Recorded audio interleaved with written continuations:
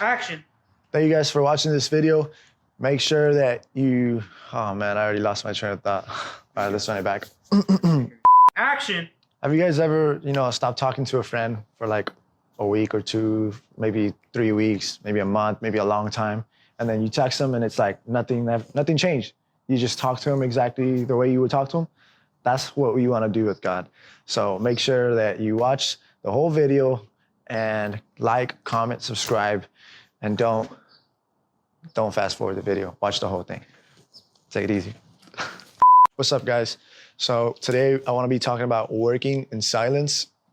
And what that means is being able to do the right things when nobody's watching. In other words, being disciplined.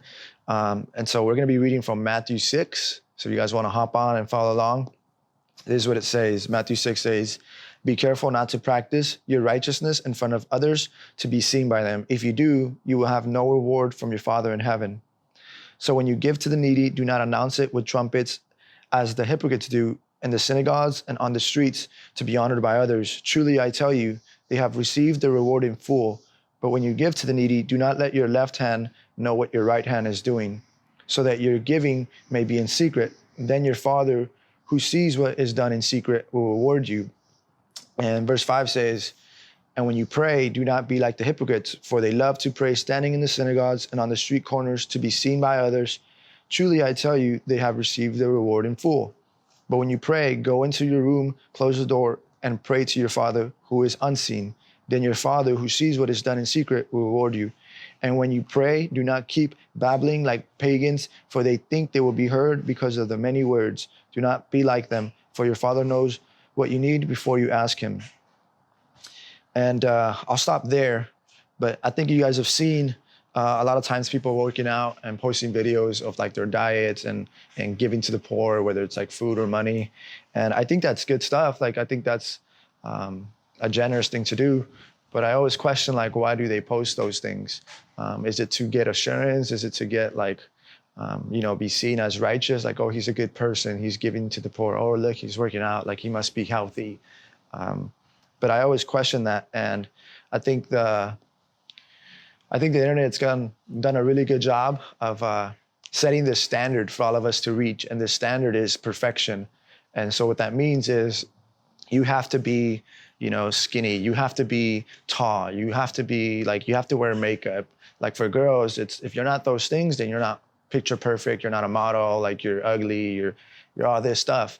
And that's not true. God says the complete opposite of that. He says we're image bearers and we're created to be like him.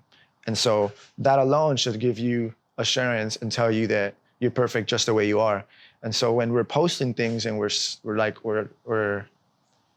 showing what we're doing, it's kind of contradicting to, the faith. It's like you're seeking assurance when the world can't give you that. And God has something else to say about that, right? It just tells you here in Matthew 6, it says, "Be careful not to practice your righteousness in front of others to be seen by them. If you do, you will have no reward from your Father in heaven." And so it's saying that, when we are going to give to the needy, to not let it be known, like, oh, how much did, you give? Or why did you, like, if you go and post about it, why are we going to post about it? Those things, prayer and fasting and prayer and giving, those things are to be done in secret. They're to be done to worship God, right? So we're praying to God. We don't have to go and say these fancy words like, oh, blah, blah, blah. Like, we don't have to do that. Like, all you have to do is say, "God, I'm here. It's me. It's Kenneth. Like, I need you. Let's talk." Like, that's all you have to do to pray to God. And if you've heard people praying like that, there's nothing wrong with praying, I guess, fancy prayers, but, maybe be cautious about that, because you don't have to pray like that. Or even in a specific place, you don't have to pray in church. You don't have to pray at home. Like, you can pray wherever you want. You can pray in your bedroom. You can pray in the ocean. You can pray at church or at home, like at a park. You can pray now. So it doesn't really matter where it is you pray. It just means that you should be praying to God in secret, right? And that doesn't mean that you can't pray with other people, or that, you can't pray out loud. That's not what it's saying. It's saying that we shouldn't do it to seek attention, because we're not going to get the attention or satisfaction that we need from people. The only satisfaction we'll ever get is from Christ.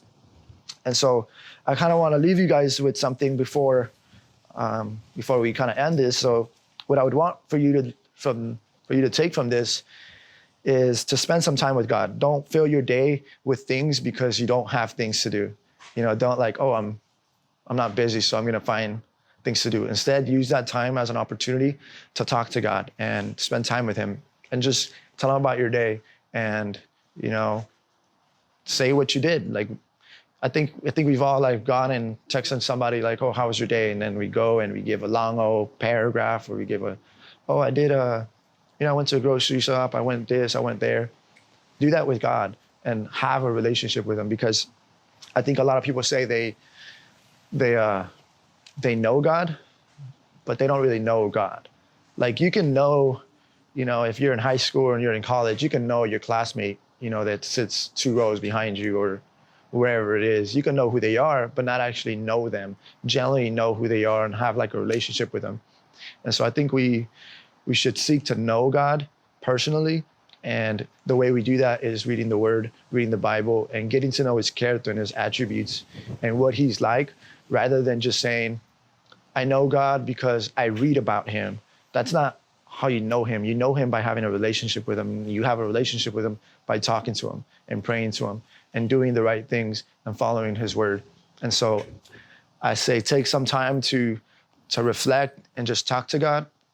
And I think that'll do a lot more than posting and, trying to seem righteous, because that's not what God asks of us.